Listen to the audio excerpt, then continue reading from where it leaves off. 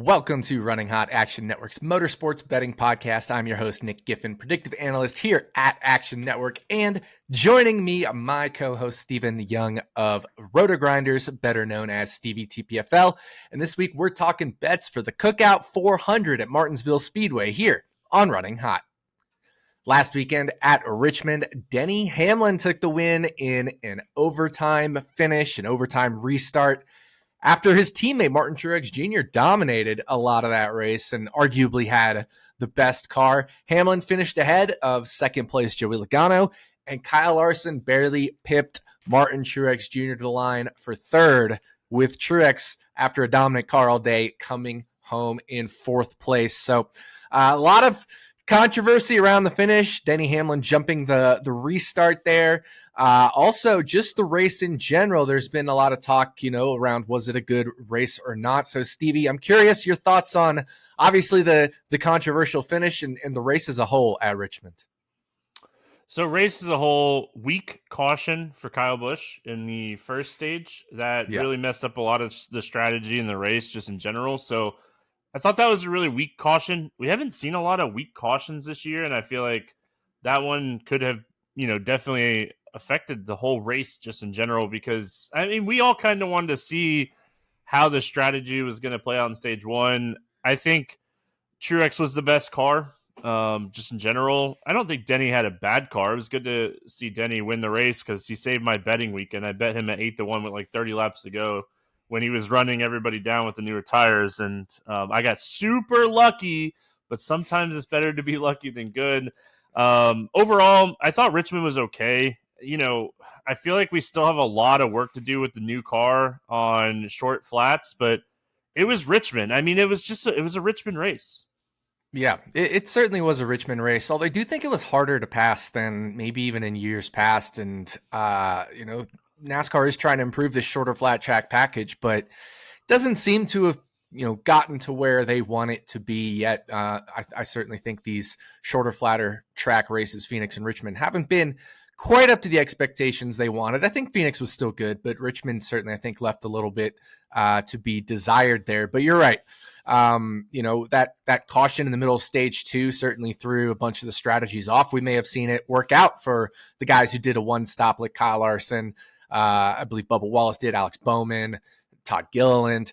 Those guys certainly did not benefit from that relatively weak caution there on Kyle Busch when he hit the wall, but kind of just kept going. It wasn't really there was no debris, nothing out of the ordinary there other than just a car kind of brushing the wall. So certainly that, and then just the difficulty of passing. We saw Joey Logano catch Martin Truex Jr. at the end there, unable to pass him, and then on the green-white checkered kind of catch Denny Hamlin after Hamlin jumped the start, but unable to pass him. So it's just difficult to pass for the lead. You could still pass throughout the pack because, other guys have dirty air as well that they're dealing with cars in front of them. So it's possible to pass them, but passing the leader seemed really hard at Richmond. But we are looking forward to another race in the Commonwealth of Virginia. And that, of course, is the Cookout 400 this weekend at Martinsville Speedway. Martinsville, a little longer than a half-mile track, but it is a super flat track, paperclip shaped, so 2 180-degree turns on either end after a couple of straightaways. So racing at Martinsville, always interesting. Certainly has been a little different in the next-gen era, especially the 2 spring races that have been really tough to pass out. Now, the 2 playoff races have been much better, but both spring races with a little bit cooler temperatures have been very difficult to pass. So, Stevie, talk about racing here at Martinsville. Yeah, it's a track position race. We saw last year Ryan Preece had a dominant race car and got a pit road penalty and couldn't move past 20th, and his car was dominant. So track position is so important. Pit road is so important. Typically at Martinsville, it's tough to pass, but with this next-gen car, it's been almost impossible to pass. So I feel like we're going to see a lot of what we saw at Richmond without the tire wear, So this package, you're supposed to be able to get to the bumper. We haven't seen that yet. Maybe we see it at a true type of short track this weekend at Martinsville, but if we don't see that this weekend, this race is going to be won from a driver starting inside the top 10. Yeah, I would agree with that. This is going to be probably a pretty heavy track position race. And like you said, being able to get to the bumper is key. Being able to put that bumper on the car in front of you, get them a little bit out of the groove, and then make the pass underneath them is kind of what classic short track racing and especially Martinsville racing is all about. And the first 2 years of the next gen car, you just couldn't do that. You just couldn't lay the bumper on the guy in front of you. So with these new changes to the aerodynamic changes, removing a couple of the strakes on the diffuser underneath the car, adding a little bit of rear spoiler to compensate for that lost downforce, and then different tire and all that stuff. We'll have to see if that makes a difference here at Martinsville. But you just mentioned kind of a truer short track. So how is Martinsville a little bit similar and or different to the other two shorter flat tracks that we've talked about and been to so far this year, Richmond and Phoenix? Yeah, so I feel like Richmond is a short track. Phoenix, we classify it as a short track, but I don't know if we really want to say it's a short track. But I feel like Martinsville is like the true short track racetrack in NASCAR. It's a half a mile. It's bumper to bumper. It's a true short flat track. So, I mean, the biggest difference for me, if anything, it kind of matches more up with like the Clash than it does with Richmond and Phoenix, because, the Clash is a quarter of a mile, bumper to bumper type of racetrack. But, I mean, for me, the biggest difference here is Martinsville is just unique. We compare Richmond to Phoenix, and because it's so easy to compare those two short flat tracks together, like Martinsville, you can't really compare anything because of how short it is, how condensed it is, how it technically is like a one groove racetrack where, if you're on the outside, you're going backwards typically. So it's just Martinsville's difference is Martinsville's just different than Richmond and Phoenix. It's a true flat track. Yeah, you mentioned it. I think one of the keys is it being a one groove track. At least Phoenix and Richmond, you can kind of run multiple grooves, but it's really hard to run the outside at Martin. So you might be able to roll the outside for a few laps on a restart, something like that. But other than that, it's pretty difficult to make the outside pass. Not impossible if you have a better car, but certainly getting on the inside is the preferred line at Martinsville, and like you said, just true short flat track. Track position's even more important at Martinsville than a track like Phoenix or Richmond as well. So I think that's one thing that's really important is, starting up in the front half of the field, especially the top 10, is going to be massive. So qualifying will certainly change a lot of things. And that is one of the things I want to talk about, as far as handicapping Martinsville. We've mentioned track position. We've mentioned qualifying. Similar tracks, Martinsville itself. How are we handicapping Martinsville this weekend, Stevie? Yeah, so I typically love to get on some like early week value when it comes to outrights and stuff like that. But I feel like this is one of those racetracks you just kind of have to wait, because if a driver qualifies like 18th, it is very unlikely that driver is going to win the race. So I still jumped on a little bit of value that I felt like on drivers that I think are going to qualify well. So I want drivers that I think can go out and put down one really strong lap. And, that's where we're going to talk a lot on this podcast when we're talking about our bets that we like, because we're very much on the same page this week. So handicap in Martinsville is the first part of handicap in Martinsville is, where do we think these people are going to qualify? What type of speed have they had on this type of racetrack so far this season with the new package? And the second thing, I think the biggest thing here at Martinsville is, how do pit crews perform? Because pit road is a massive part of this racetrack. We're going to pit. We're going to need tires 3 to 4 times throughout this race. So pit road is massive. You can't have drivers that make mistakes. You have to bet on guys that have good pit crew that you think are going to qualify well. Yeah, and to your point about pit crew, I mean, that other than the jumped restart, that's what won it for Denny Hamlin this past weekend. His pit crew threw down a 9 flat on the last set of pit stops. So Kyle Larson got spun by Bubba Wallace with 2 laps to go. Richmond, you have to pit for tires. Denny Hamlin's crew throws down a 9 flat. Both Joey Logano and Martin Truex Jr., who are ahead of Hamlin coming into pit road, throw down 10 threes. And that 1.3 second difference was enough for Hamlin to get out in the lead. And that's going to be so important here at Martinsville as well, with track position just being massively important. Ty Gibbs' crew has been very good. Denny Hamlin's pit crew has been very good. So those are things that we're going to have to factor in as well. One thing for me, I always say this, to be great at Martinsville, first you have to be good at Martinsville. And this is another track. We talked about it with Richmond. We talked about it with Bristol, where track history is very important. How good are you at Martinsville specifically? Because we can look at the whole genre of short flat tracks, and a guy like Ryan Blaney is terrible at Richmond, but he's great at Martinsville. And that's something you need to account for rather than just looking at all these short flat tracks. So, another guy, Tyler Reddick, he's not good at Martinsville, has not been good at Martinsville, and is a guy I would not be betting to win, for example, just because he hasn't yet figured the track out. Kyle Larson was like that earlier in his career, and then he started figuring out Martinsville, and that's when I started betting him at Martinsville, was after he really figured it out. So that's something we're going to have to keep an eye on, who is progressing at Martinsville, who's getting better but not quite there yet, and who's already good at Martinsville, and that's how I'm certainly going to be handicapping this weekend. So it is time to dive into our best bets. As always, we're going to take you for a lap around Martinsville Speedway. 4 turns, 1 pick from Stevie, 1 pick from me in each turn before we drive into victory lane. So it's time to throw the green flag on the Cookout 400 and dive into turn 1. All right, first turn, Stevie. Green flag is out for the Cookout 400. What do you got? Yeah, we're racing. We're not eating hot dogs today. So I got Josh Berry for a top 10 here at plus 100, even money. Josh Berry, Martinsville is a great track for Stuart-Haas. This is going to be a Stuart-Haas podcast. They're very good at this racetrack type. And, when we think about Josh Berry and his background, short flat tracks in late models and growing up racing short tracks across the East Coast, this is how Josh Berry got noticed. He had a lot of speed last weekend at Richmond, which is a very positive sign. He finished 11th and had an average running position of 8.3. He would have finished inside the top 10 had that last caution not come out. Josh Berry showed us last weekend that he has top 10 speed, and I think that going to a track like Martinsville, where I think the whole Stuart-Haas camp is going to be good. They're always good here.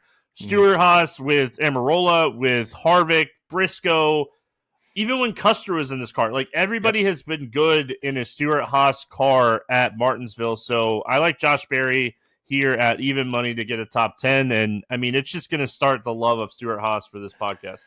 Yeah, you mentioned it. It is going to be a Stuart-Haas themed podcast, if you will. So your turn 1 pick, Josh Berry, top 10. Definitely like that. You mentioned he had a top 10 car. Arguably, he had a top 5 car. Just the last couple of pit stops didn't go his way. He kind of missed pit road, then had a slow stop on the last one there. So definitely interested in Josh Berry this weekend. But for my turn 1 pick, I'm going to go to his teammate Chase Briscoe for a top 10.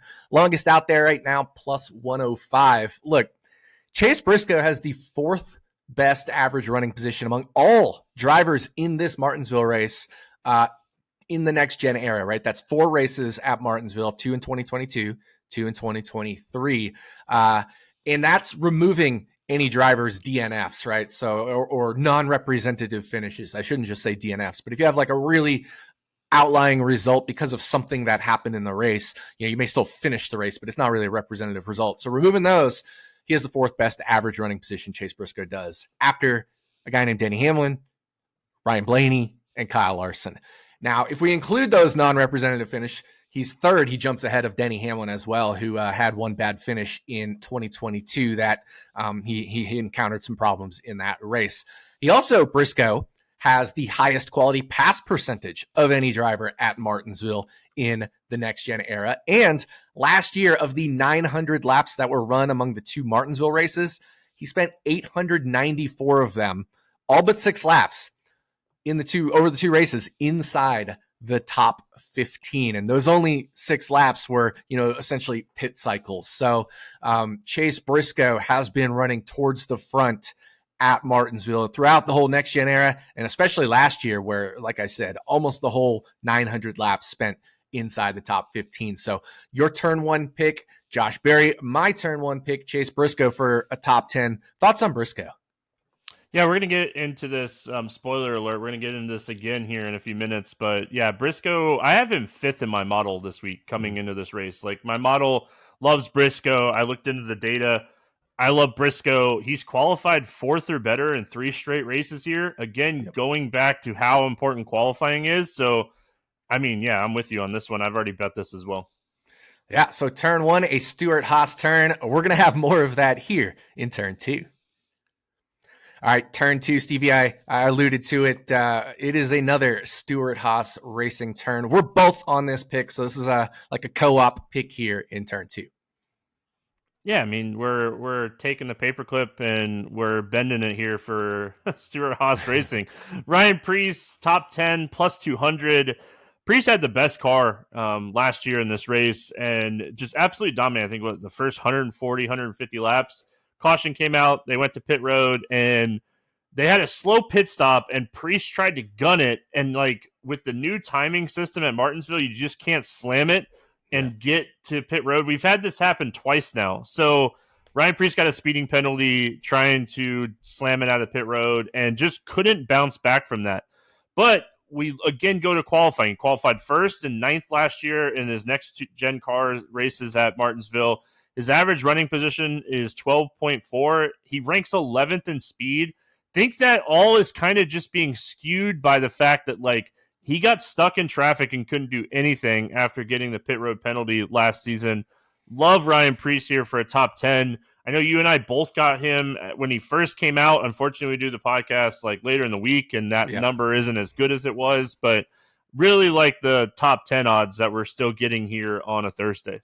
Yeah, I got him 100 to 1 right when odds dropped before we even had tracking set up in the Action app. So by the time, the race odds came out and we got it populated in the Action app, it had already been bet down to 50 or 60 to 1, something like that. But definitely right at open, Ryan Breece 100 to 1 to win.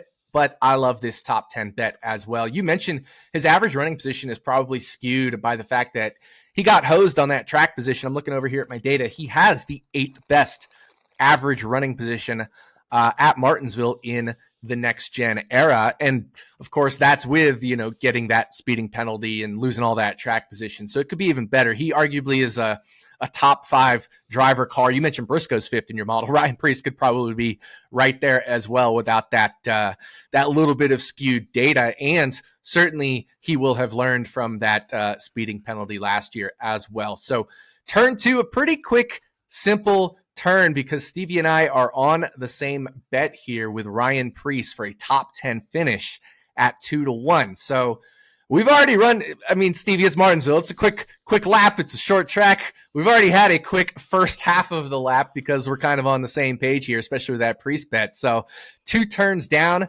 That does leave 2 turns to go. All right, third turn, Stevie. It looks like you are going to a group bet here. Yeah, so I didn't want to just make it full Stuart-Haas and Ford. So I am going to go to Group A, Group 1, depending on the website that you use to, place your bets. It's Larson, Truex, Bell, Blaney. And this group is like throughout the industry is the same. So I like Truex here at plus 275. Truex is ranked top 3 in speed in each of the 2 short flat tracks with the new short track package this year. We know just how good Toyota has been with this new short track package with the new body. If we look at, Blaney, Larson, Bell, they all have been better than Truex in the 4 next gen races at Martinsville. So like that is a little concerning, but let's not forget Truex has won 3 of the last 9 races here at Martinsville. This has been a great track for Truex throughout his career. I'm betting on the speed we've witnessed with the new Toyota body and the new short track package and just saying, I really do think Truex is the favorite. I know the betting market has Hamlin as the favorite. I think Martin Truex Jr. is the favorite to win this weekend. And you gotta piss off Martin Truex Jr. And I think he's gonna come out and he's gonna have a really good weekend.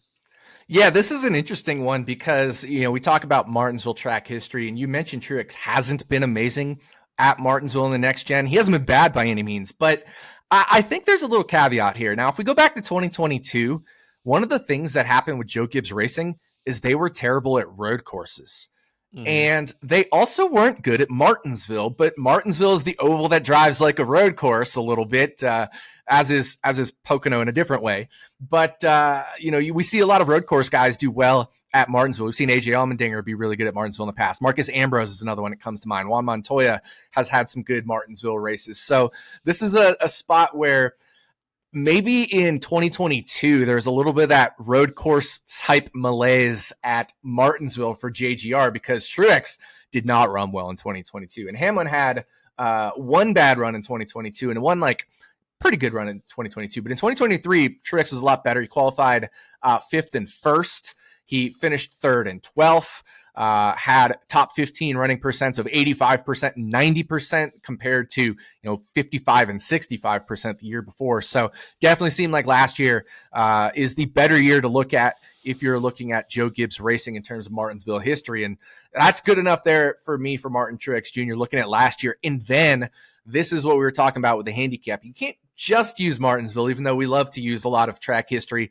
And especially if you go out to further track history, Truex is great here. But also this year in this short flat track package, like you mentioned, Truex has been awesome. So I definitely can get behind this Truex plus 275 group bet here, knowing that there's a little bit of caveats to some of that, next gen data with Martin Truex Jr. So that's your turn 3 pick. My turn 3 pick. I'm still staying on the Ford train, Stevie. I'm all Ford. Literally every pick I have this week is Ford related, and I'm going to go to Todd Gilliland for a top 10 finish at 7-1.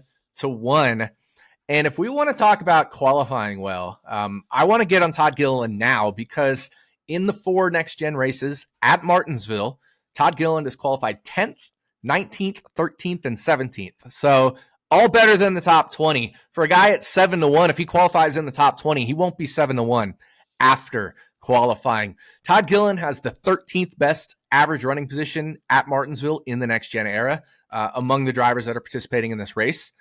16th best if we limit it to non-DNFs, but hey, we're still getting 7-1 for a top 10, and we're talking about a guy who's borderline top 15 car every single race. If we just look at last year, again, like we did for Truex, his average running position of 13 in both races last year is just outside the top 10. And last year, he spent 72% of the laps inside the top 15. That's the 7th most of drivers in this race that raced in both races last year after Hamlin, Briscoe, Ryan Blaney, Kyle Larson, Brad Keselowski, and Christopher Bell. Those are some pretty big names. 7th is Todd Gilliland. You could probably throw Ryan Preece in there if he didn't get that penalty. But we're still talking about a guy who has been inside the top 10 in terms of the highest percentage of laps run in the top 15, and we're getting him 7-1 for a top 10. We haven't even talked about the fact that now they're getting tier 1 support from Ford, and they have this Penske alliance as well, which they did not have either of the previous 2 years when Todd Gilliland ran well at Martinsville. Yeah, don't forget how good he was in the Truck Series at Martinsville too. He dominated a race here and got spun out. I think it was Sheldon Creed. I don't remember exactly who it was, but it was 4 years ago. He dominated a race here and got spun out. So this is a good racetrack type. And we talk about Todd Gilliland being an above average road course racer. And, you were just talking about that as well. So I wasn't initially on this, but as you were talking, I jumped on this as well. So we're all hands aboard the Ford train this week. Yeah, that's right. So just to recap turn 3 here, a little bit longer turn. We extended turn 3 at Martinsville a little bit, but for Stevie, he's going with the group bet Martin Truex Jr. to win the group at plus 275. That includes Larson, Christopher Bell, and Ryan Blaney. And I'm going with Todd Gilliland for a top 10 finish at 7-1. So 3 turns down. We got to roll that final corner in Martinsville. And when I say roll it, I really mean roll it, because that's what you do at Martinsville. You roll the middle of the turn there, and then you try to get off turn 4 really well. So that's what we're going to do. We're going to try to drive off turn 4 really well. All right, Stevie, let's gun it out of turn 4. What do you got for us? Probably my favorite bet of the weekend so far, week in general, is this qualifying matchup between Roush Fenway and Stuart-Haas. You got to pay the juice here. Stuart-Haas is minus 135 in this matchup. But, I mean, if we look at it, just outside looking in without even getting into a lot of the numbers, Stuart-Haas has beat Roush Fenway in all 4 next-gen qualifying runs here at Martinsville.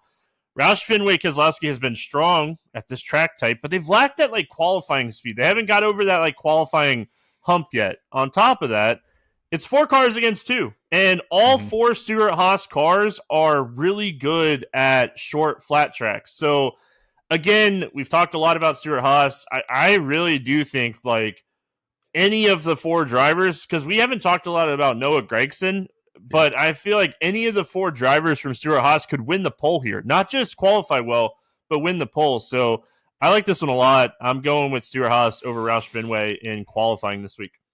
Yeah, I definitely think you have to go with this one. And you said you have to pay the juice, but it's minus 135. I would make this probably almost closer to minus 200. That's how much I like this bet.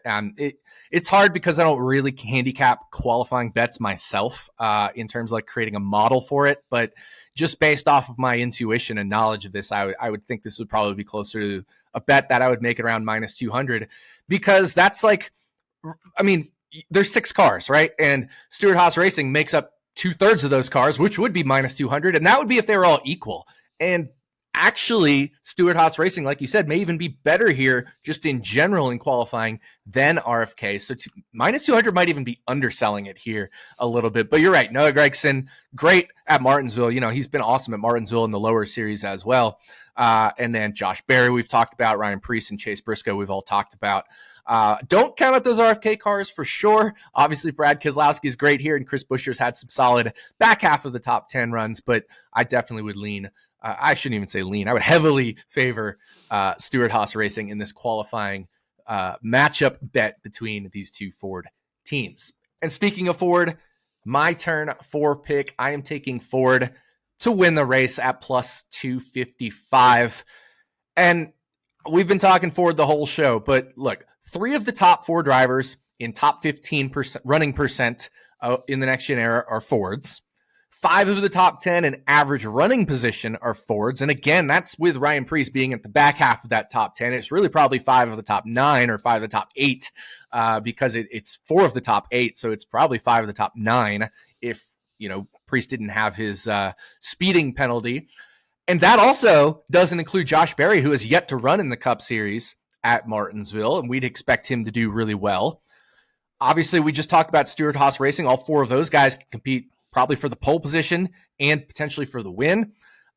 Team Penske, we haven't really mentioned them much, but Ryan Blaney has the best stats in the next gen era at Martinsville. If you look at average running position, top 15%, all those things that matter, Ryan Blaney has been the best at Martinsville in the next gen era. His teammate Joey Logano, 3rd most laps inside the top 15 and the 7th best average running position at Martinsville in the next gen era. We just mentioned Roush Fenway Keselowski. Keselowski certainly a threat to win. Chris Buescher has been a threat to run in the back half of the top 10, but you never know if they'll hit on something. But we talked about a wild card like Todd Gilliland, maybe a Michael McDowell, potentially an Austin Cindric, an outside shot there. But you get the idea. When 5 of the top 10 cars here are Fords, and we haven't even thrown in Josh Berry, plus 255, just too long of a number, Stevie. Yes, I am 100% with you on this. I've already bet this as well. Again, I think Fords are just being undervalued because of how good Toyota has been to start the season. And I mean, rightfully so. You come to another short flat and you're like, Toyota's probably the favorite. But when you start looking at the data, you're like, I don't know if they're the huge favorite as the books are kind of implying with these odds. So I'm with you on this. I mean, it could be any. Okay, I can't say it can be any Ford because Austin Cindric is just lost in left field. Yeah. But I mean, Penske with Blaney and Logano, all 4 Stuart-Haas cars, like you mentioned. Kez and Buescher are always going to compete. Buescher just gets better throughout the race, every race that we go to, and is a very underrated talent in general. So, I'm with you on Ford to win this race. Yeah, so Ford themed podcast. All of our picks were Fords other than Stevie's turn 3 group bet where he did back Martin Truex Jr. So that is a lap around Martinsville Speedway with a Ford heavy focus. And that means there's only one thing left to do, and that's drive into victory lane on the Ford train. Stevie, what are we going to bet in victory lane? Well, we're going to go over to BetMGM. and we're going to hit Chase Briscoe at 30-1 to win this race. Now, what I did was I did a full unit on his top 10, and I did a half a unit on his outright. If we hit the top 10, we're guaranteed profit in that aspect. And if we hit the win, I mean, we're 15 plus units, and that's just a fantastic weekend. So that's what I did with Briscoe's outright here. Love it. I mean, we talked about it. I have him fifth in my model. The implied odds are he's not even inside the top 10, which is just wrong, just in general. I mean, he's one of 3 drivers to finish inside the top 10 in all 3 races here at Martinsville with the next-gen car. He qualifies well. He's fast. He's good at passing, like you mentioned, which is really hard. And his pit crew has been above average. So I like Chase Briscoe this week. You got to throw out what we saw at Richmond last week. He got stuck in, a bad situation pretty much that whole race. And I really do think Chase Briscoe qualifies well and races well with the potential to win. And I think his odds are just too far this week not to jump on this one early. Absolutely. Right. They're right there with you. And I love that highest quality pass percentage of any driver at Martinsville in the next gen era. It's so hard to pass here. So quality pass percentage is a stat I'm definitely looking at this week. You mentioned the above average pit crew. That's huge. The great qualifying. That's huge. All the things are adding up to where Chase Briscoe has a legitimate shot to win this race and should probably be somewhere in the upper teens, maybe, to win this race. But we're getting 30-1. So I'm on the same, betting path here as you. A unit on the top 10, half a unit on the outright for Chase Briscoe. 30-1 at BetMGM. And that is going to do it for us. Thank you for listening to the Cookout 400 episode of Running Hot, Action Network's Motorsports Betting Podcast. We'll be back this time next week as we talk bets for the Auto Trader Echo Park Automotive 400 at Texas Motor Speedway. On behalf of my co-host, Stephen Young, thanks again for listening. We'll see you back here next week on Running Hot from Action Network.